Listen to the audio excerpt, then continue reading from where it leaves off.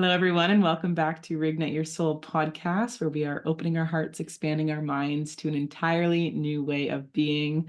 My name is Laura Plahuta, and I am your host here on the podcast. And I am very excited to have a very dear friend of mine, Karrie Gregson, here, who is an adventure coach and a soul mountain guide, among many, many other things, which I will share a little bit more about. She's a master adventure coach, mountain soul hiking guide, the chief adventure officer of Alpenbach. She's a yoga teacher, a personal trainer of almost 30 years, and a fitness teacher of 35 years, an ultra mountain runner, a 9 times trans-alpine run finisher, an Everest base camp climber, and also has climbed Mount Kilimanjaro and numerous other peaks across the Alps in Europe and everywhere. And she's an incredible friend of mine and very inspiring when it comes to really going on adventure. And we've had some pretty amazing conversations and just deep conversations around how being out in nature and going on adventures really are not just an outward exploration, but also a lot of the time, most of the time, an inward exploration as well. So we came on here to really just have a conversation that hopefully inspires you guys to be able to really dive more into your own adventure, both inside and out, and to embrace those challenges, because I know life can get challenging sometimes. And sometimes, Karrie and I were chatting about this before, it can be all consuming where we kind of get into those spaces, and nature and adventure really is one of those things that when we make that decision to make it a priority, it can really snap us into change in such a big, beautiful way. So very excited to have you here today, Karrie. Oh, I love that intro. Oh, Love that intro. you. Thank you for that intro. You're welcome. I'm super stoked to have you here and also to learn more about your story as well, because I don't know everything about your story. So I guess to start off, would you be open to sharing a little bit more about kind of how you got into adventure and into nature and just like really using that as this kind of personal growth Yeah. avenue for yourself? Yeah, I love how you said that. It's in some cases of my life, I've been pulled there for the adventure, for the travel, for the wanting to see other lands. Mm-hmm. And another part of my life, I've been pulled there for the internal, because something bigger was pulling me there, something I needed to heal. I felt lost. I felt I wasn't on my own footing. And then right away, it's like, I have to go to the mountains. It's not even a discussion. It's a automatic. It's like an entity pulling me for healing. So I've been going to the mountains since when I first did everyone does their backpacking trip all around Europe. Well, back in the day when in the 90s, when was it the 90s? Yeah. It was kind of the trend to do that at 20, 21 years old, to go to Europe backpacking, get one of the unlimited passes on the train and do it as cheap as possible, sleep on the train, pop on and off on the train, sleep in train station. So that was a huge adventure in my life. And that was 2.5 months at 20 years old. And I was introduced to the Alps. It was first time in the Alps then. But it wasn't just, the Alps was just a part of it. But when I came back from that trip, it felt like I had been through 5-6 years of school. Like, did you do this one alone, Karrie? I went alone. Mm-hmm. But there was another couple guys that went with me that I knew not so well, but that went with me. But then after 2 weeks, we separated. And then I met another 2 guys. And after 2 weeks, we separated. 2 weeks was the magic number. Right. And I did portions of it with people and portions of it on my own. Cool. Never truly on my own. But I had that, since I was young, that craving for exploration. For, like, as a teenager, young teenager, I was reserved, the goody girl, quiet, scared at times. And I broke out of that into rebel, went to the opposite end. And I really still got off the rock, out of balance. And then I found I was pulled to travel, which really brought me to where I am today. It was that desire for travel at a young age. I listened to it.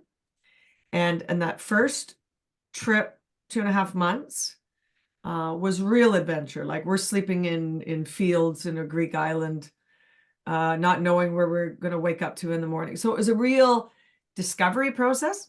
And then from there, I learned it's the Alps. What part of this did I love the most? Oh, it's the Alps. So I said, I'm going to live in the Alps for a year. And so 3 years later, yeah, I think 3 years later, I came back. So I went out working to build enough money to be able to do this and leave for a year, because I knew, this is at 23, I had to live there for a year. And it was just a pull from such a young age. And so I went there for another 3-month adventure, backpacking, Kentucky, this, that, everywhere, and checked out all the places, was like kind of like an investigator. Where is going to be the place that's in the mountains? I had this clear picture back then, when we never talked about manifestation, never talked about law of attraction. I literally had this crystal clear picture of mountain village, walk out the door, mountains in front of me, close enough to a city that I can work in a fitness center.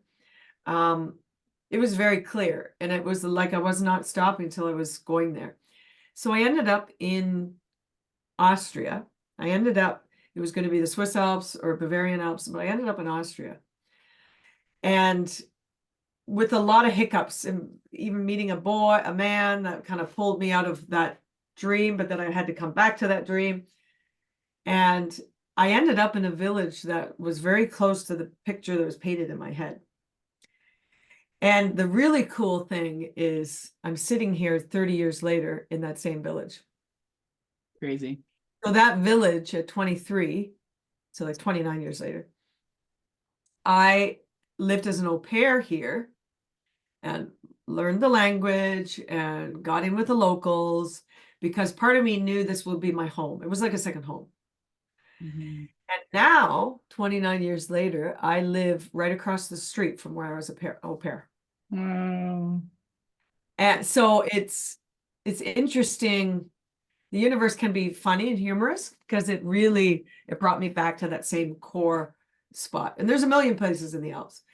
So that's how my journey first, being in the Alps and being pulled here for a bigger reason than just climbing mountains. I struggled with eating disorder for many, many, many years. Even though I looked healthy out here, it was a constant struggle on the inside. And being a personal trainer and working in a gym full time, being by the mirrors was a challenge for me. And so the thought of going to the mountains, going to the best fitness center in the world, and just being in free nature, I knew internally this was a healing space for me, that I could just be in my body. And so that was also a big part of it, right? On that beginning healing journey 29 years ago. And yeah, so I've been pulled in various times for various reasons back and forth to the mountains. And in 2007, I reached another point. So I would have been 30, I was married, 35 or 34 at the time, and was really not in a good place mentally. And I was overworked, burnt out, but supposedly very fit. And the pull to go to Everest Base Camp was so strong that I had built up a personal training business over years. So I had my clients there, and I knew I had to leave this. And so I passed on all my clients to other trainers. I told my husband that I have to book a one-way ticket to Everest Base Camp. I can't say when I'm back, but I have to do this. You know that feeling where you don't feel like you can give? Like my cup was empty. I'm like, I'm going to do whatever I need to do here. Yeah. Even if I have to start at ground zero, I'm going there. Yeah. And that was so strong that I went to Mount Everest base camp. And yeah, I had to go to a new place. I had to go to a completely different place on my own. And when I'm feeling that discombobulated, Mhm. the desire for the unknown is big, is like to step into a totally new place, totally new people. And not in an escape mode, more in, okay, I just need to put myself in a different environment. I just need to shake up the system. Mhm. So that was another big 6 months. I would call it the Eat, Pray, Love tour of discovery in all different ways in the mountains. Yeah. And I mean that, and I lived also in Austria for 6 months then. So Mhm. that kind of was the tester to see if I'm going to stay and live in the mountains. But Yeah. so whatever the mountains are, whether it's the Himalayas or the Alps or the Dolomites, it does something to you. Mhm. You are bare naked with yourself and with other people too. And it's just raw. And I believe we are nature, Yeah. and we are a huge part of nature. And so it's the best way to get back to truth. It's the best way to get back to my own guidance. Mhm. Because especially when I'm dysregulated and fearful, I can get pulled into the outside world of what is good and what I need to do in that. And so I Mhm. believe it's so important for people to remove themselves, whatever that may be, even if it's like an hour away from you, but to a different place, somewhere in nature, like preferably mountains, I say, and put yourself in there. In Mhm. take a leap. Um, have a general plan, not a concrete plan. I Mhm. know you've done that before. Yeah. And allow the tour to pull you along. Mhm. And there's no better way to reconnect than kind of get out of the unknown, or Mhm. get out of the known Yeah. and go into an unknown area Yeah. and feel the fear of being there and have to figure things out, and the challenge of climbing the mountains too. So, Yeah. I mean, I could go on, but ask if you want to ask specific questions about that. But Yeah, for sure. that was the big trip for me. That 6 months while I was married. Wow. And what were some of the challenges that came up for you throughout that 6 months, like when you were actually hiking, that like Wow. you feel like really like brought you immense growth that you needed on that trip? Well, I felt like in that my mid-30s, like a loss of identity. I felt like I'd lost who I was, and that Mhm. I mean, through different things. And it was really um, throwing me off. That sent me to the mountains, and the things that many things, the people I met, and who's still a good friend today, my friend Cheryl Lowe, she helped me reignite a big part of my feminine essence that had been dampened for so many years. And Mhm. that was like a wildflower opening up Mhm. that was dormant for so long. So there was that discovery. There was like, I dove into the Vipassana 10-day meditations because I was already doing extreme sport. I wanted to do the extreme sport of meditation. Swing the opposite way. That's what I've I'm done. like, I'm like, how do I go into meditation? Well, let's do the Ironman version. Totally. So you. Let's do the 10 hours a day, 10 days of silence. I just give it to me. I want to do it Yeah. all. So I was in this intense Karrie project Amazing. mode, Yeah. because that's all I knew back then. Like it was like there was the feeling something was wrong with me and I had to fix it. Mm. And Mhm. um yeah, so I learned the mountains, like I said, is bare naked. Like it literally brings things raw to the surface. Whatever I was dealing with at home, I would still feel there. Like Mhm. I would still be triggered amongst other people. And it just but I couldn't run away from it. It's right there because I'm just climbing every day.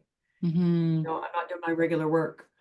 I learned through a 10-day two 10-day Vipassana meditations that the answer also wasn't there. I was pushing my way through finding the answer.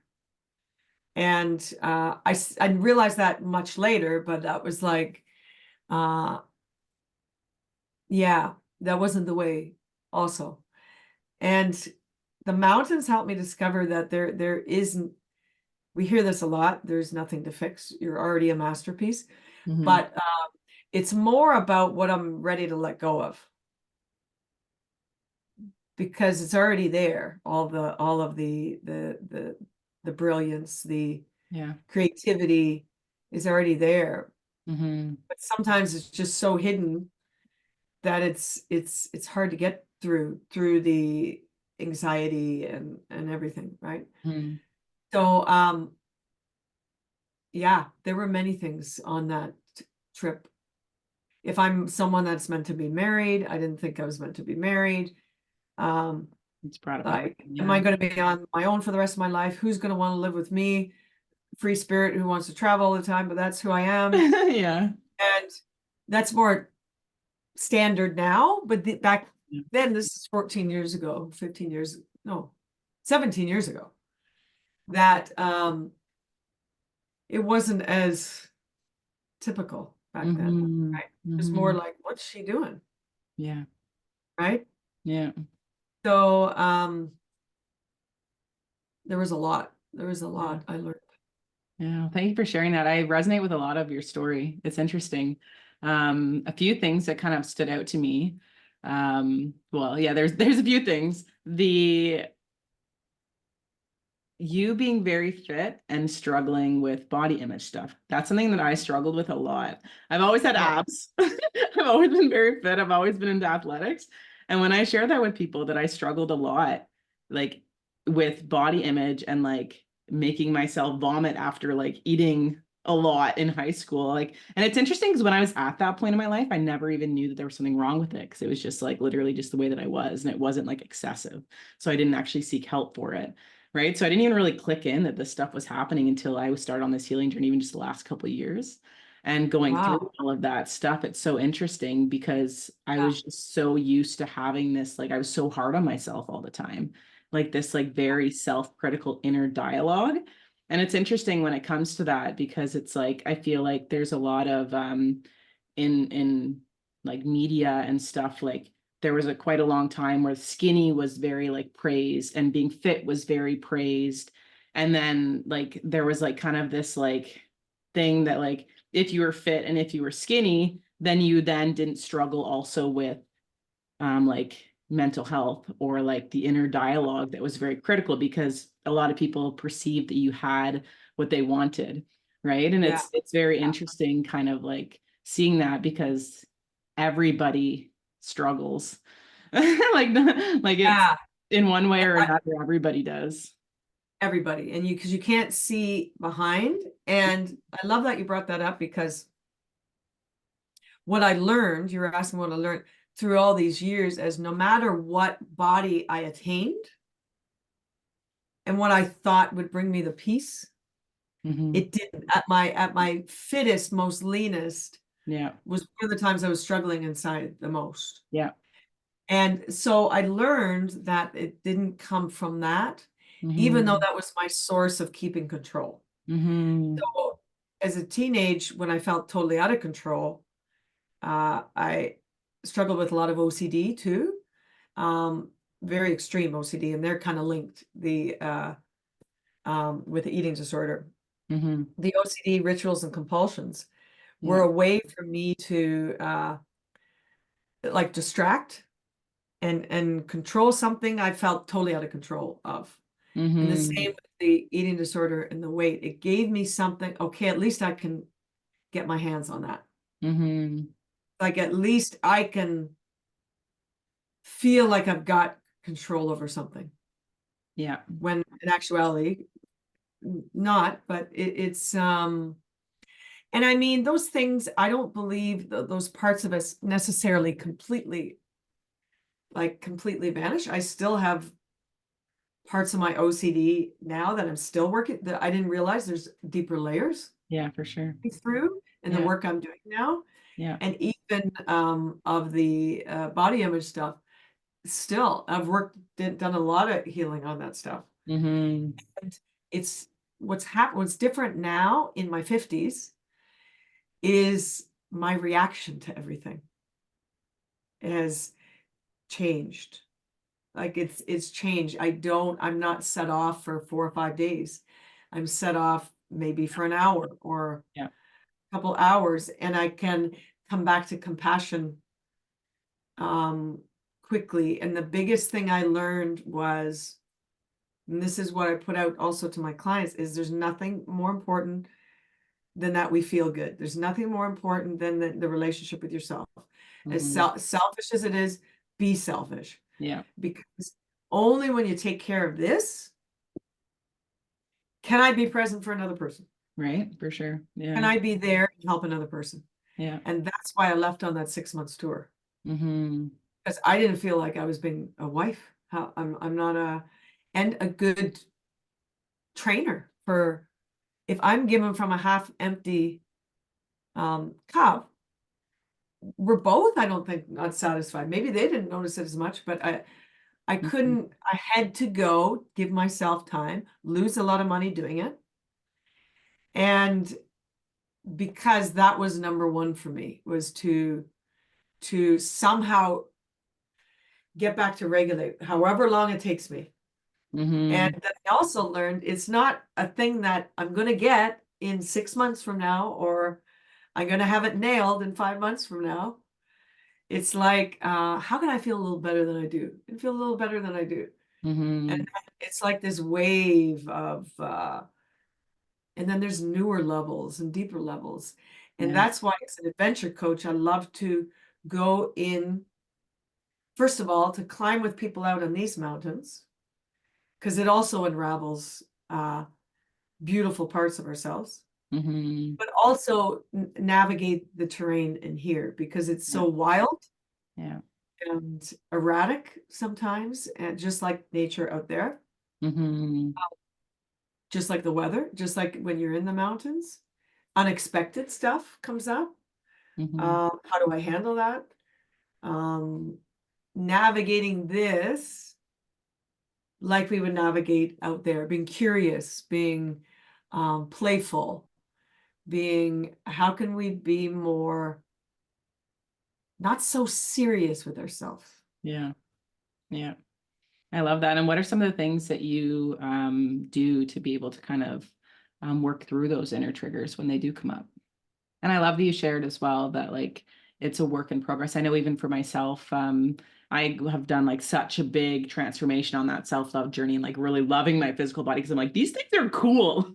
These things allow us to do so much. Like they're so amazing. But even since being pregnant, Karrie, like it's been like so interesting being able to witness. Like now I'm like bumping my belly on like doors and like all of this stuff. And just like even like so many changes in my physical body. Like my breasts are so much bigger than they were before. Like my belly, like everything is so different. And it's been like I can notice that my confidence in like my body has decreased from where it normally was. And just being able to be with myself throughout this process and just hold myself in love throughout it. It's like it's been interesting to experience that because I never would have anticipated with where I was before. Like I had just had so much love for it that I was like, that I love the changes it goes through when you're going through it. But then when you're actually moving through it, there's all of these old things that still kind of like come to the surface and they're like, oh, you forgot about this little thing that's there. Right. So it's like we can Yeah. like be in a good place and all of a sudden life just brings us in something else to kind of go deeper into what we're experiencing. So I love that you share that because we can think that we're kind of through something and then next thing life brings us another layer to go even deeper. And I really do believe like life is that kind of that spiral of us continuing to learn and explore, and like what you shared about being able to like go into it with this like curious playful mentality. Like I feel like Yeah, for because it me is an learning adventure. that, it is, yeah, it totally It really is. is. And that Yes. piece is like has been probably like learning how to get to that place of being curious and playful about things and not taking everything so seriously has probably been like the biggest shift in all of it, because then like it just opens up new possibilities, and I feel like I'm more open to be able to try new things, to be able to help me shift through things, or saying yes Yeah. to different things that maybe I would have been afraid to try for whatever reason, or Yeah. things like that. So for you, what are some of the things that you kind of use to be able to shift through when you have these triggers and activations come up with things? Yes. Before I get into that, I just want to say I don't know anyone as good as you as far as embracing like changes and what's like you're just so fun and moldable. I know you have Yeah, stuff coming up, but it's incredible to watch how thank you you. handle life. Yeah. It's Is it coming up? interesting. It's like sometimes it's like I have such like a higher perspective, and it's like balancing that with like the actual humanness. It's like learning to Yes. balance the two Yeah. because it's like It's like the you're life my perspective, but then you actually have to still be tangible about the human body, about what's going on there to learn the tools to integrate them too. So yeah, it's interesting. yeah, and talking to you too, like I grew up in the 80s and 90s and went like I mean, and I have other young friends now, like kind of old souls that Mhm. I befriended in my 40s and they're in their 20s because they were talking kind of this language, and I really Mhm. resonated with that. But back in those early days, we didn't talk about stuff like this. Yeah. Just being at this different realm and being able to look at things in different ways Mhm. has opened up like just a whole new thing. Back then, it was for me 8 years of therapy and many, many years of Tony Robbins Mhm. courses and seminars, and that was the way Yeah. of doing things back then, Yeah. and which was perfect because that's what we knew then, right? It brought me to a certain space, but now um, I realize why at the end of those week-long, heavy-duty, intense seminars with Tony Robbins, I would feel more lost coming home. Mm. It's because we would have written this massive vision board, and I'm like, that doesn't feel real to me. Like on the inside, we're pumping it up, saying, yeah, yeah. But it wasn't on the inside. And the difference now is I know now what was happening. It was on the surface level, but inside, whether it was my little kid inside, that was just like, oh my God, this isn't this isn't real. There is a part of me that couldn't at the time, it was too much for that time. Like it was just too, and that was the way we did it back then, like the pump up. Mhm. So now, back to your question about what happens when I trigger. Um, I well, even last week, because I'm doing a 30-day reset now, I never do this, still in my 50s. I never take a picture with a bathing suit on. It's just a trigger for me. Or I never get on scales. I still don't do that. Mhm. And then I decided to do it. And I got Ollie to take some pictures because it's the start of a 30-day reset that you and I have done. And I said, put it in your camera. And then, but it actually, it was in he used my camera. Of course, I looked and it shot me total massive trigger. I knew I was on the verge of like, I felt this massive well of emotions. And I started acting very childish to my partner, like from the stuff I was saying, the same triggers from years ago. Came up to the office, um, allowed a lot of emotion, tears out, called a friend, another coach. But I left a message with her. I didn't call, like I left a voice message and just spoke it all out to her. Mm. I says, this is what's happening right now. This is what's going on.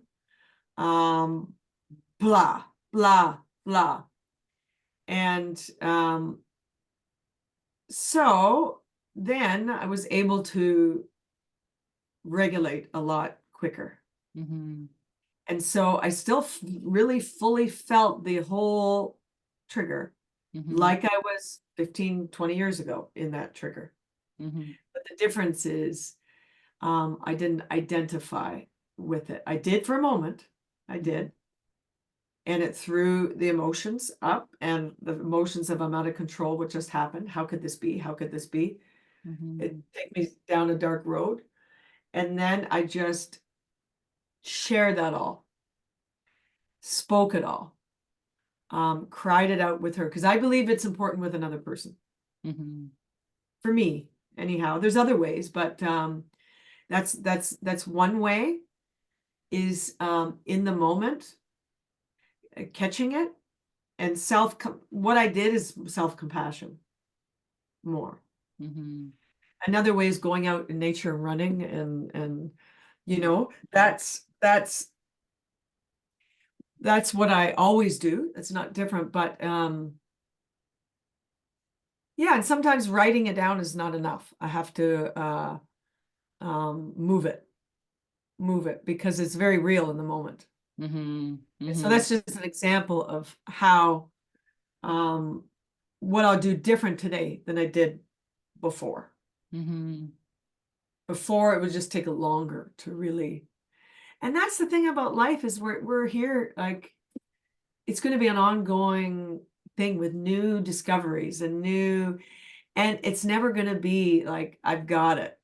Yeah. Although, yeah, it is going to be I've got it with all of the parts. And so another trigger that in the course we're doing, in my inner child stuff is being triggered a lot, of those social fears I had of it as a kid. And the fears come up like very real, like I felt in primary school, in this moment now. And so it's very discombobulating in the moment. So when those are there, it's the same thing. Meeting with people and processing them in whatever way. Sometimes I know how to somatically move stuff through more now, whereas I didn't before. Move my body and feel the energy and move it. A few screams, holding myself, talking to myself as a kid, the mirroring, different things now. And it's more, I'm learning not to react so big to it. That's the kicker. It's beautiful. Yeah. I think is how can I react differently when there is a trigger? Can I just still kind of stay there in the seat of the soul as much as I can and watch it? It's not easy, but yeah.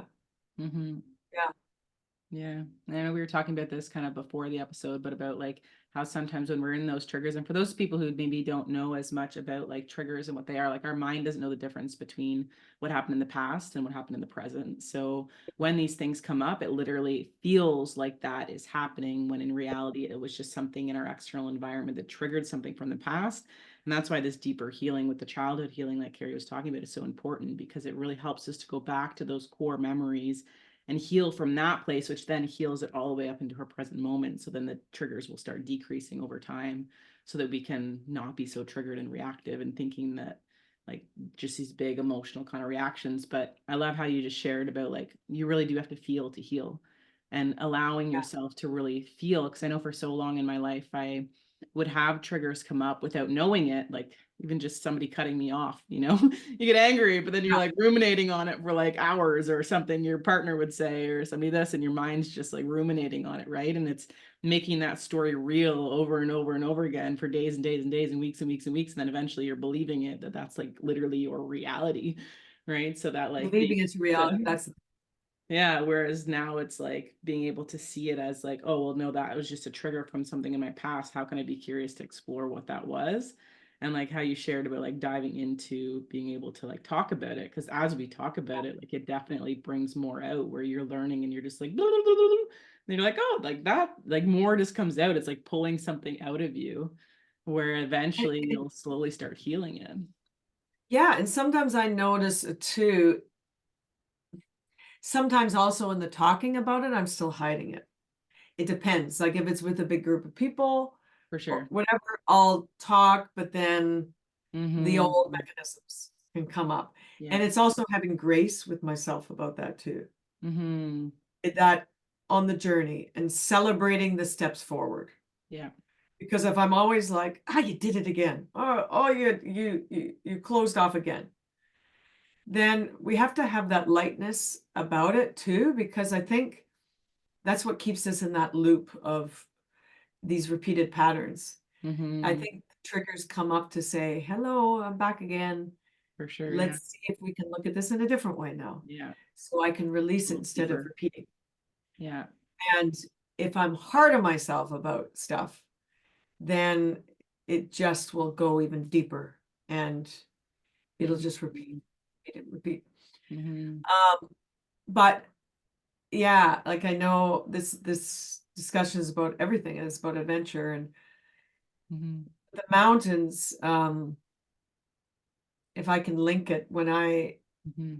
see people come to the mountains, whether it's one-on-one or in a group, there's a natural journey unfolding for each person of self-discovery, of in their own journey. Mm-hmm. And some sure are just coming for the fun and the social. Other people are there for sometimes they don't know why they're there. They're just supposed to be there, right? And Mm-hmm. then the mountain shows them, or being on an adventure shows them what they need to know, right? Shows them a different part of themselves. And you're going to be triggered, regardless who you are. Mm-hmm. All of it, everybody in some way on every tour is triggered. Some have high triggers, some have little triggers, but it's a place where you're going to be triggered because you're challenged Mm-hmm. physically and mentally. Maybe you haven't had a couple of nights good sleep, you're jet lagged. You have fear of heights where you didn't think you have fear of heights. Yeah. Um, all of it comes up. So it's a perfect grounding for healing in your, it's a perfect healing ground. Yeah. Yeah. And nature just has like this like energy to it. Like it's such a high vibration that I feel like I know when I'm out in it. It's interesting. I remember when, as you were saying that about being triggered while on a hike, I remember being out in Alberta and I was doing this amazing hike out there. And I'm like going up and I'm like halfway up and I'm like, why the fuck did I decide to go on this long of a hike? I was just so like irritated at myself. But then I was like, because I was so tired and I didn't want to slow down. Like I wanted to stay at a certain pace. And it's so interesting because I would like have this like looking back, I'm like, why didn't you just slow down and take a little break? You know, it's so funny. And I was by myself too. So it's like they're kind of going through this, but I had to get to the top. You know, like I didn't want to like not get to the top because I had already started this hike. But the stuff that was coming up internally as I was moving through it, like I was just hiking through the things, trying to go as fast as I can to get to the very top. So that I could then rest and then go back down. And it's so silly, like even now, like thinking about it, but it's like the things that come up and like I think even like looking back on these experiences, but doing them in a group, like I can imagine would just be so amazing. Yeah, and you're sharing it with each other after each day experience. You're sharing what come out, what happened.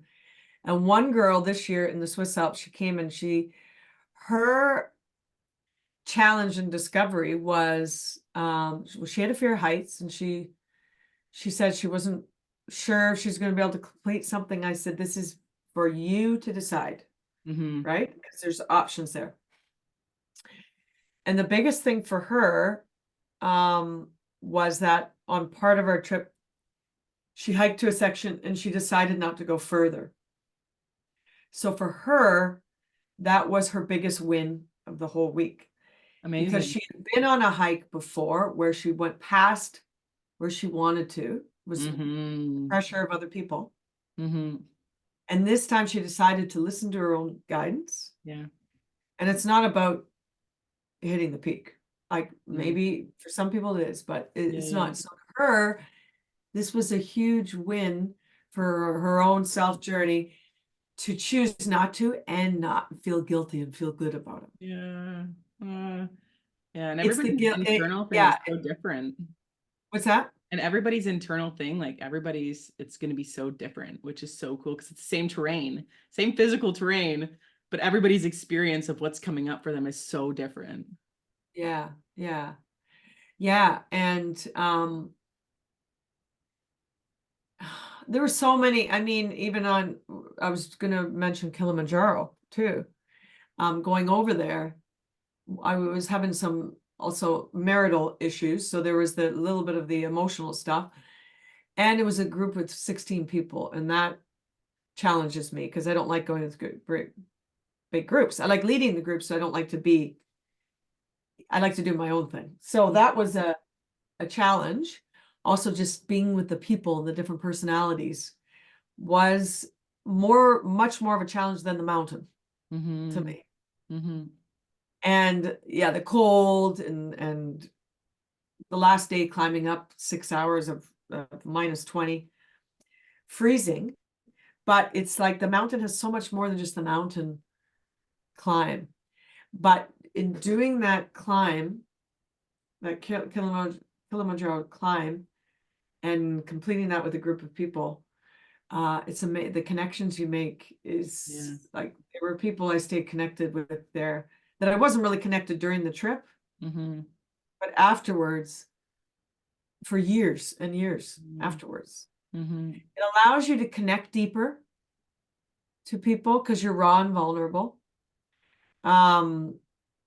It's an environment which you are raw and vulnerable, and yeah, your challenge. I believe everyone needs to get out of their comfort zone, and whether that's on Kilimanjaro, whether that's a base camp, whether that's coming to the Alps, whatever it is, I think we're meant to do those challenges.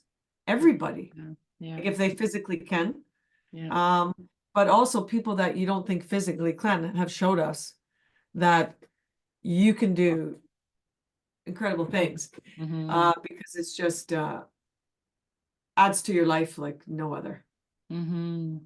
Yeah, one of the biggest things that I kind of just took out of what everything that you just shared was like, and everything that the whole conversation has really been about is just our own self-awareness of like understanding what our own fears are and like where we're holding ourselves back, and then pushing ourselves out of that comfort zone to go try something new that's going to push those boundaries. Because it really is when we allow ourselves to push those boundaries, like that's really where we have the biggest growth. And it may feel uncomfortable in our bodies when all of these big emotions come up, but like once you move through them and you get to that other side, like there's literally nothing more liberating from it. And then it is really a healing journey when you go through that, because even me looking back at me climbing a couple of years ago up that hill, I'm like, that was so silly. I would never do that again. So if I was to do that again and those same things started coming up, I would show up completely differently. And that's really like the growth of everything, is really just having that self-awareness, pushing ourselves through the experience so that then we can then have that time to self-reflect and go through it and shift and change and transform, so that next time we go to live life, like we go to do that same thing, it's completely different and we get a completely different experience. And then a new thing comes up that we then get to then work through. It's like, it's so cool when you can kind of see life like that. And it's like those challenges, nothing wrong with us for having these big challenges come up. Like I think for a long time, I believed that like failure or these challenges, like they weren't supposed to happen. And if they were happening, that there was something wrong with what I was doing. Whereas in reality, that is life, right? Yes, that's a key point. When there's challenges, or whether it's emotional or something's triggering you out there, it makes us think that there's something wrong, like there's something really wrong. Right? But that's also, I think, there to get our attention, to look at things a little bit differently, to go to that doorway.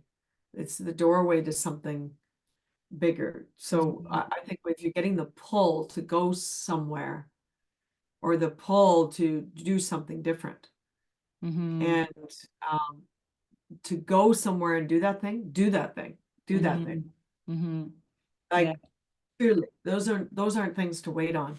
Yeah. And I think there's a tendency too of like hyper fixating on the problem and trying to find a solution, but you're never going to find a solution when you're hyper fixating on the problem.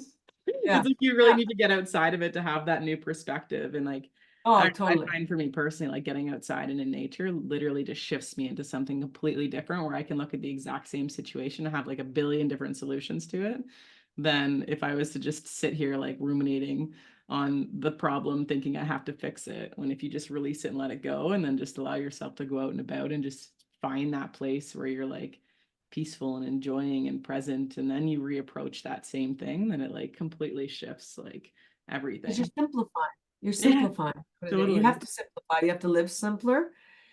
Look at a tree. Look at how a tree responds, right? I mean, kind of flows with the weather. Sometimes it gets knocked down, but in most cases, it's kind of just flowing back and forth. And I Mm-hmm. think also the animals, when you're with the animals, it just gives an automatic different perspective Yeah, on life, you know? for sure. Yeah. Like, oh my goodness, so much juice. I know, right? I know we could chat forever. Is there anything that you would like to share kind of before we close it off, of any advice that you would give to somebody who's maybe kind of feeling this call that they want to have more adventure in their life, they're wanting to have kind of like that explorative, more curious, lighthearted spirit, but they're kind of like procrastinating on it, they're hesitating on it, and not really making it a priority right now in their life? Huh. Yeah, and I think that's a lot of people. Mm-hmm. I think to do what, first of all, measure it. How important is it for you to make the shift? How important is it for you to find that lighthearted? If it's anywhere from 8 to 10 out of 10, then I don't think there's any question. You have to go and discover. Like you have to, and I recommend removing yourself from where you are in Mm-hmm. somewhere. Even Mm-hmm. if you're a mother or father, in some way, something on your own, something where you can be with yourself as an individual and Mm-hmm. not in the dad role or mom role or teacher role or whatever role you're in, Yeah. and just go create an adventure.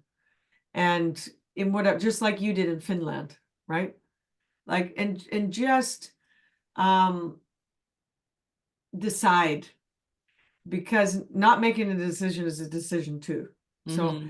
decide. It's not going to be you can't make a wrong decision, because if you go and you don't like it, well, you learned you didn't like it. You know what I mean? Mm-hmm. Mm-hmm. So it's I think you have to remove yourself from the wheel that you're on, go somewhere else to get a different perspective, just what you explained. Mm-hmm. And then you're always gonna, it's a reset button. You're always gonna come back with something. Always. And sometimes that something you come back with is the key to a lot of things. Yeah. If it's 3 months away, 1 week away, whatever it is, just the intention of doing that and just taking yourself and going to on an adventure, Mm-hmm. it is, that's the gift in itself. You're saying, hey, I'm worth it. You're saying, I'm taking this vessel seriously Mm-hmm. now for more fun and adventure, because it'll sprinkle into every part of your life, every part. So that's what I'd say is make a commitment to yourself and go on a journey. Mm-hmm. Go on the journey scared. Go on the journey. If you've never done a journey on your own, go on it scared. Um, Ask for guidance on how to do it and what to book and where to go. But Mm-hmm. definitely stepping out of the comfort zone. Definitely. Yeah. Beautiful. And then part two of that question, any Yeah. advice that you would give to somebody who's kind of in that the internal shadows of things where they're kind of like ruminating on the stuff that's not going right in their life and they're wanting that lightness, that curiosity to come back where they're really feeling that sense of freedom. What would you suggest or any advice Well, that that, you I mean, that's when I went, when I was in the internal shadows, that's when I did go to the base camp and stuff. But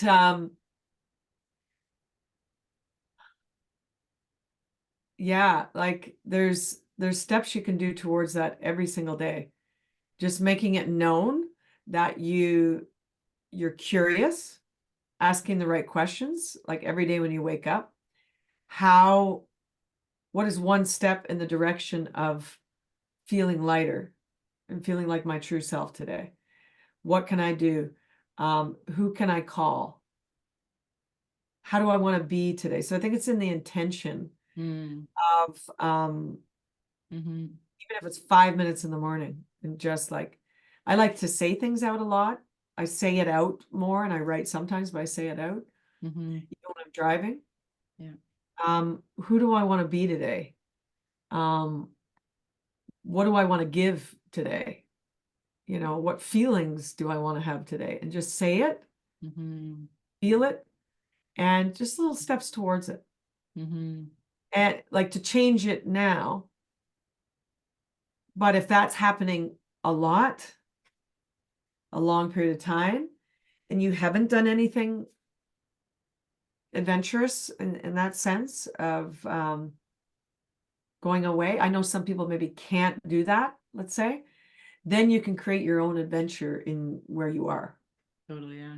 In home, even if it's a one-day retreat, to drive away to a special spot. Everyone has their special spot. And give yourself your own ceremony of shifting, of changing. Bring some paper, bring a candle. And then I think when you pay attention, then things begin to shift. Like, pay attention. Yeah, I definitely agree. Intention is so powerful. And it seems so simple. Like, it seems so simple that we can literally just ask for what we want, and then we receive it. Actually, we're hosting an event tonight, actually, and we wanted to have 6 people. Well, we needed to have 6 people minimum in order to run the event. And as of yesterday, we had 4 people. So we were thinking of canceling the event. And I said to Spirit, to the universe, I said, if we were meant to run this event, we need 6 people in this event.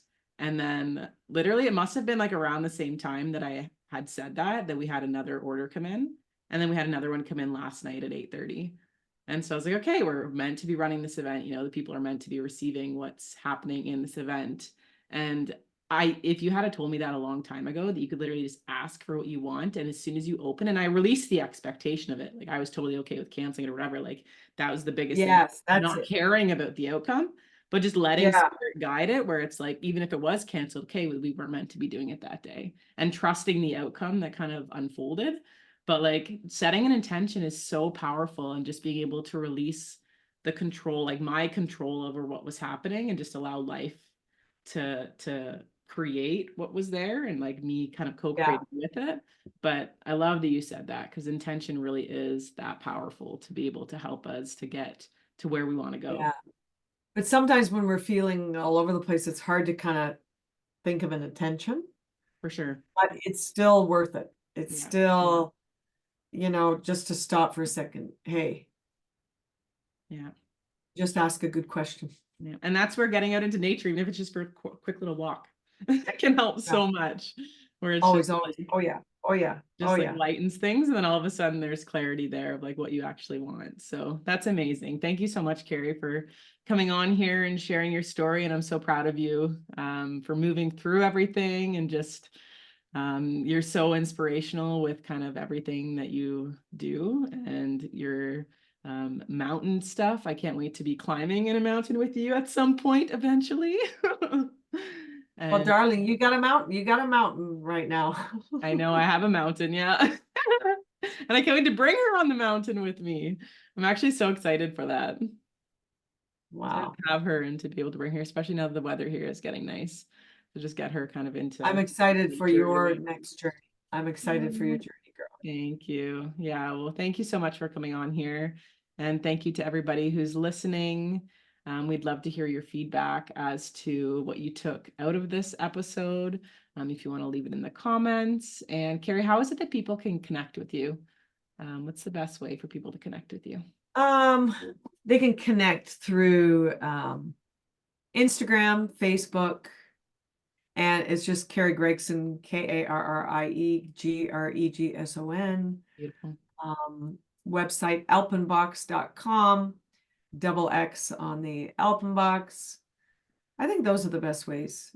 Perfect. I will put those down in the description as well of this, whether you're listening to it on the podcast or over on YouTube. And Karrie has incredible adventure retreats that she's hosting all through Europe this year. So if you want to go on them, definitely go check out her website and go for it. Go on that adventure. And yeah, super excited.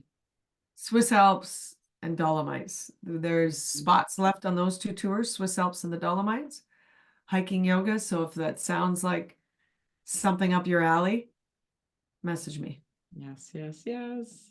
Amazing. Well, thank you so much, Karrie. I appreciate you. Thank you, sweetheart. Oh, you're welcome. Okay, well, ciao, everybody. Thank you for being here with us, and we'll see you on the next episode. Bye.